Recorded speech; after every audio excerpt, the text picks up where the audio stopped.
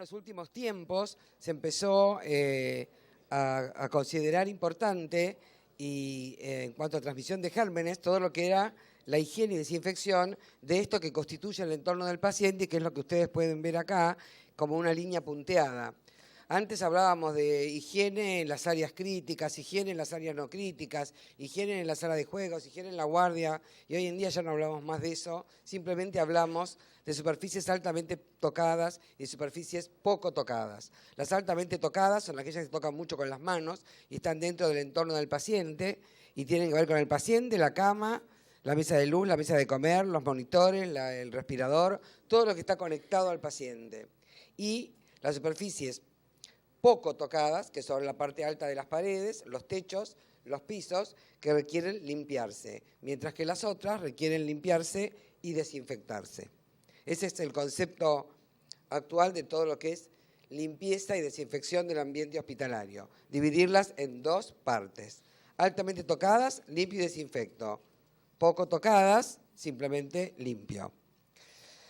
Hay montones de estudios, desde ya, algunos desde muy antiguos, fíjense que la primera es del 96, donde ya se hablaba de esto, pero es que nos costó entenderlo, tomar el toro por las astas y empezar a trabajar para mantener un ambiente que rodea al paciente limpio y desinfectado. Pero ya hace mucho que se viene hablando de que esto es muchas veces el vehículo a través del cual se contaminan las manos del trabajador de la salud y llevan los gérmenes de un paciente hacia otro paciente. También hay muchos estudios, y algunos muy antiguos, fíjense, hay uno de 1988, que pudieron demostrar que cuando uno aumentaba y se preocupaba de medir y de controlar la limpieza y desinfección de las superficies del entorno del paciente, se podían controlar algunas infecciones, sobre todo que cursaban en brotes, como Clostridium difficile, enterococo resistente a vancomicina, Staphylococcus meticilina resistente, especies de Acinetobacter, Klebsiella pneumonia resistente a carbapenemes, etcétera. Infection Control Today sacó un artículo muy importante, un artículo especial, un reporte especial, donde señala exactamente también todo esto, muy lindo para leer. Los cultivos, en reglas generales, el CDC no los justifica, los cultivos del medio ambiente, cuando hay un brote, digamos como rutina, pero sí los justifica cuando hay un brote o cuando tienen un propósito educativo, ¿sí? Nosotros en el hospital tuvimos durante mucho tiempo pequeños brotes de Acinetobacter baumannii, y nos costaba muchísimo controlarlo. Teníamos claro que tenía que ver con las superficies y bueno, trabajamos con los microbiólogos del hospital para poder hacer lo que normalmente como rutina no se recomienda que se haga. Sí lo hicimos con una finalidad educativa y para lograr cambiar el sistema de limpieza que estaba en manos de una empresa de limpieza contratada y que no lográbamos, porque no estaba bajo nuestro control, que hiciera las cosas como las tenía que hacer. Bueno, se los voy a contar rápido porque contarlo esto es bastante aburrido. Se hisoparon superficies de la unidad de quemados en 6 camas, en 4 encontramos Staphylococcus aureus y en 2 Acinetobacter. 17 camas también de otra terapia polivalente. Fíjense que hay una suerte de gram negativos y hay un Staphylococcus aureus también. Este en otro fue una maltofilia, Acinetobacter, hasta una Pseudomonas putida había. De las otras 17 camas también encontramos Acinetobacter, enterococo, o sea, había lo que hay en la terapia, había ahí. Se hizo después en el 2008 uno en la terapia cardiovascular a raíz de un brote por Acinetobacter que teníamos. Encontramos Acinetobacter en 4 de las camas, sensible a colistina, micacina y minociclina. En 6 había Staphylococcus aureus negativo, su germen de piel.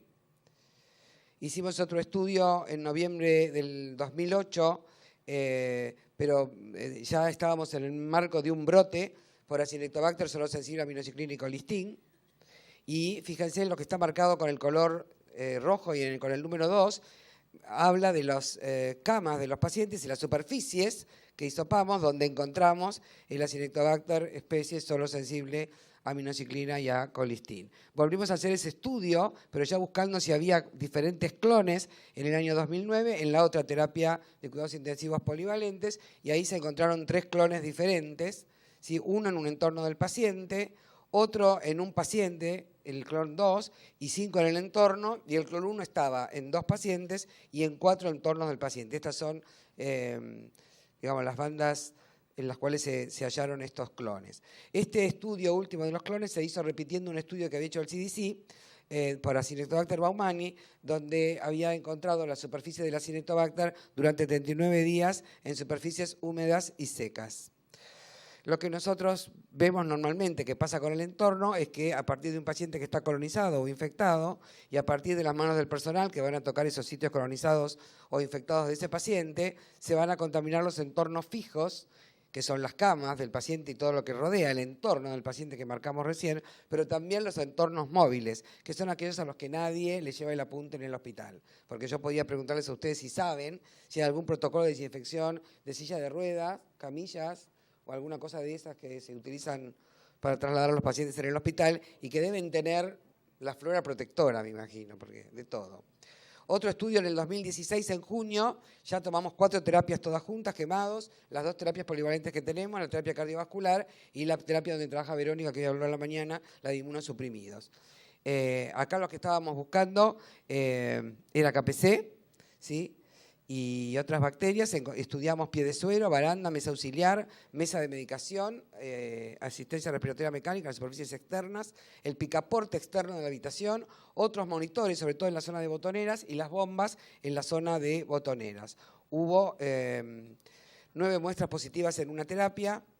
De 9 muestras, 3 positivas en una terapia. Encontramos el Acinetobacter en la cama, baranda, mesa auxiliar, picaporte. También en la terapia de inmunocomprometidos, además de otros gérmenes, inclusive algunos rarísimos. En la otra terapia también encontramos, pero era Acinetobacter luofi, todo en picaportes, en lugares insólitos. ¿Y qué conclusiones sacamos nosotros de estos estudios? Que en el 2009 no aislamos en ninguno, a partir del 2009 no habíamos aislado en la SUSI Acinetobacter baumannii como habíamos aislado en años anteriores, y la hipótesis que nosotros con la que jugamos, porque no se puede probar fehacientemente, es que justo a raíz de estas detecciones de Acinetobacter que encontrábamos en el medio ambiente de las terapias, cambiamos el método de limpieza y empezamos a utilizar un producto que limpiaba y desinfectaba en forma simultánea, porque lo que habíamos observado era que en el pliego de licitación de la empresa de limpieza decía que primero tenían que lavar con detergente, que tenían que enjuagar y que después tenían que pasar hipoclorito de sodio 100 partes por millón, pero la verdad es que o ponían hipoclorito o ponían detergente, pero nunca vi que pusieran y que hicieran las 3 cosas juntas bien hechas. Y es verdad, lleva mucho tiempo hacer eso. Entonces decidimos cambiar de método para que se pudiera hacer e implementar el uso de un checklist para controlarlo, además de educación al personal. Bueno, esta la paso para... En definitiva, hoy en día cuando hablamos de transmisión de infecciones, ya no hablamos más hablamos a veces sí cuando queremos buscar algo de la cadena epidemiológica, de la triada epidemiológica, pero en realidad tenemos muy claro que la transmisión de las infecciones en los lugares donde hay internación de pacientes tiene que ver con estos 3 elementos: el entorno del paciente, las manos del personal y, como estuvimos hablando antes, las malas prácticas asociadas a los procesos que tienen que ver con los procedimientos invasivos. Algo que cambió mucho la mirada de todo el mundo en cuanto a lo que es el ambiente inanimado que rodea al paciente es este estudio de Kramer y colaboradores, que es del año 2006 y que pudo demostrar cuánto era la persistencia de los microorganismos en las superficies. Cuando yo empecé a hacer control de infecciones, una de las normas que teníamos escrita decía que todo lo que estaba limpio y seco no desarrollaba gérmenes. Y esto hoy en día sabemos que no es verdad, porque hay muchos que resisten la desecación también. Fíjense, Acinetobacter podía quedarse entre 3 días a 5 meses. Clostridium difficile, las esporas, 5 meses.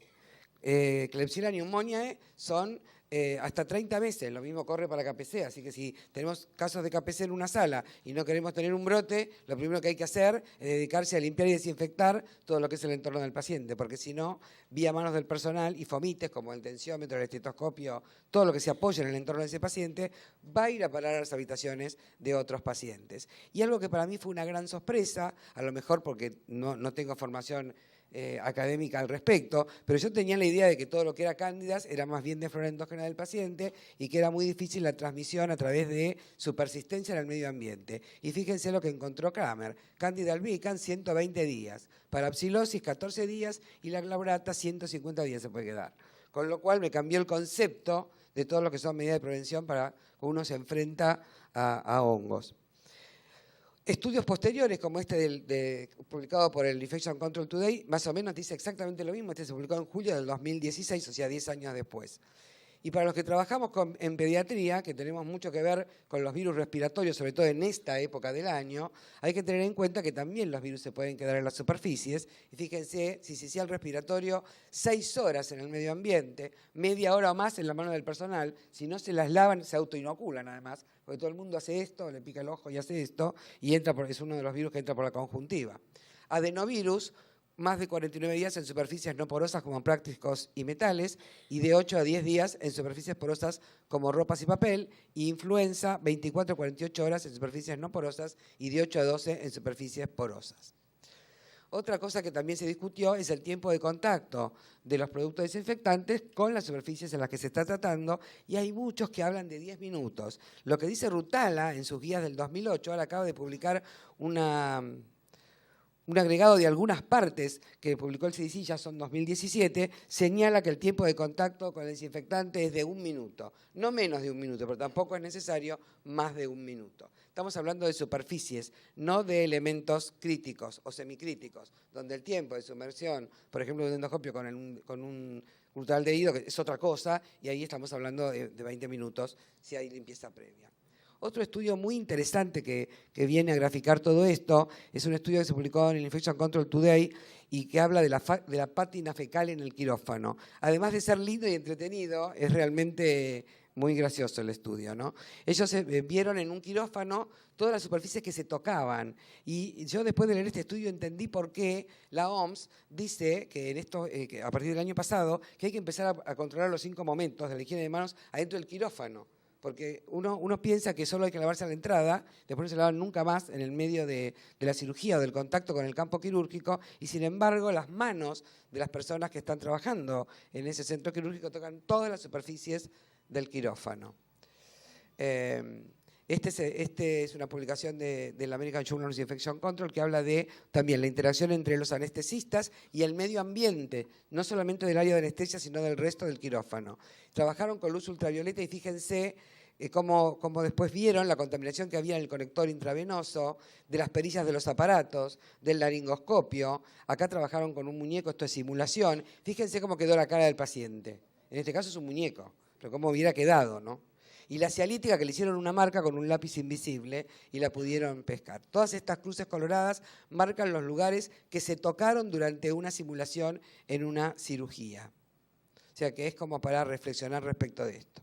Productos de limpieza y desinfección simultánea. Podemos tener amoníacos cuaternarios a partir de la 3ª generación, porque los de primera y segunda se contaminan con todos gérmenes gram negativos, no se pueden utilizar. Recuerden que cuando usan amoníacos cuaternarios, los amoníacos cuaternarios dejan una película sobre las superficies que por lo menos una vez por semana hay que retirar con los métodos tradicionales o con algún peróxido de hidrógeno acelerado estabilizado. Esto es peróxido monosulfato de potasio estabilizado. Hay 2 marcas comerciales en el mercado, todas se tienen que reconstituir y duran 24 horas mínimo, aunque si queda podrían ser utilizadas algunos días más.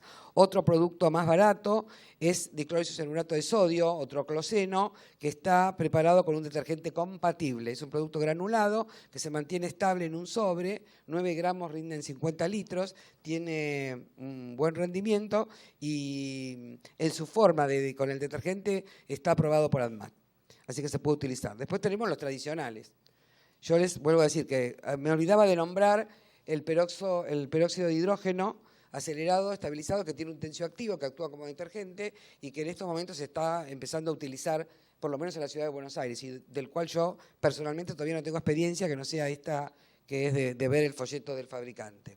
De los estables tenemos los clorados, entre los cuales el más común en nuestro medio es el hipoclorito de sodio, que por supuesto tiene que ser mezclado con agua para que vaya en combinación con un pH 7-8, formándose las moléculas de ácido hipocloroso, que son las que tienen el principio activo de desinfección. Según Rutala, de una lavandina doméstica que compramos en el supermercado, supónganse que tiene una concentración del 6% o 60.000 partes por millón de cloro activo, o 60 gramos de cloro activo por decímetro cúbico, uno debería tomar, por ejemplo, 20 centímetros en 10 litros de agua y tiene 100 partes por millón, que alcanza para la limpieza y desinfección, para la desinfección en realidad, no para la limpieza, de cualquier superficie del hospital, no importa si es crítica o no crítica o si quieren usar el nombre antiguo. Para semicríticos ya tenemos 130 centímetros en 10 litros de agua y hay una recomendación de la Organización Mundial de la Salud para aquellas instituciones que todavía están haciendo desinfección de los frascos de antisépticos para rellenar, que debido a la formación, a la tendencia a formarse biofilm en esos frascos, se aumente la cantidad de partículas por millón de cloro libre cuando se va a hacer la desinfección. Por supuesto, no se puede mezclar fuera de aquellas cosas preparadas a nivel industrial, como por ejemplo les hablaba recién del Saniclor, no se puede mezclar detergente con lavandina, produce vapores tóxicos, trialometano, es cancerígeno animal hasta ahora, y además inactiva la acción del cloro como desinfectante. Hay otras pastillas efervescentes en el mercado, algunas son de Precep, por ejemplo, y otras son de la marca de Ayudín, que también se diluyen en el agua y son como si fueran, las pastillas de vitamina se hacen efervescentes, pero una vez que se hicieron efervescentes hay que utilizarlas.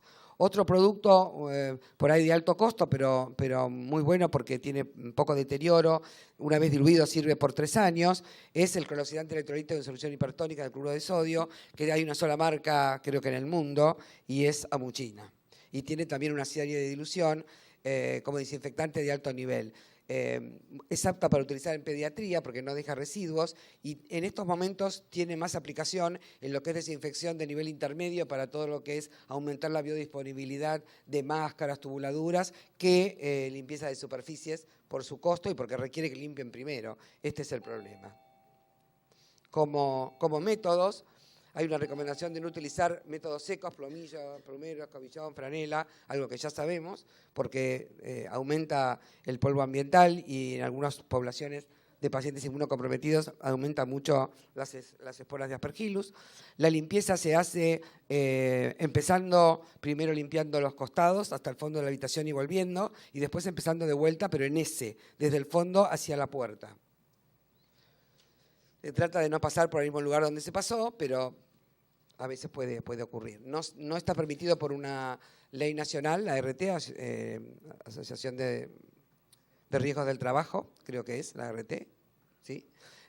No se le puede hacer aseguradora de riesgos del trabajo a través de la Superintendencia de Riesgos del Trabajo, no se puede hacerle retorcer a las mucamas los trapos de piso, porque está comprobado que si durante 8 horas están haciendo esto, hay un síndrome que se conoce como el síndrome deplorador, que está considerado enfermedad profesional. Así que todos los lugares tienen que tener un carrito con un escurridor mecánico, por lo menos. El personal de limpieza tiene que estar entrenado, tiene que saber que hay cosas que no se pueden hacer, como esta que ustedes están viendo acá, que la clorexidina es un antiséptico, no es un desinfectante, no se puede limpiar nada con clorexidina, excepto el tapón de acceso del sistema endovenoso si tienen clorexidina al 2% o clorexidina alcohólica, pero el resto para limpiar superficies no sirve, que no se puede barrer ni siquiera esta zanjita que me estuvieron cuestionando un año, cómo la iban a limpiar. ¿Ven? ¿La pueden ver la zanja? Y dije, bueno, tienen que buscarse una aspiradora con filtro EPA, por supuesto. Tampoco pueden transportar los productos de limpieza abiertos, porque si esto es lavandina, ya no hay más. Tampoco se pueden dejar las rejillas en cualquier lugar, tienen que guardarse extendidas.